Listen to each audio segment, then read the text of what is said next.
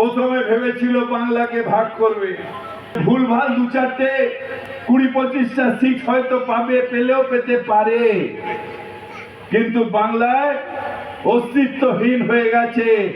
আজকের যারা বর্বরতার নির্যাতন দিয়েছে, যারা 2000 মানুষকে খুন করেছে গুজরাটে, যারা আজকে গুজরাট থেকে নিয়ে মধ্যপ্রদেশ থেকে নিয়ে সব জায়গায় মানুষ খুন করে, সেই বিজেপি পার্টি বাংলায় অস্তিত্বহীনতায় ভুগছে। বাংলাদেশি, আমরা বাংলাদেশি, আমরা বাংলার মানুষ।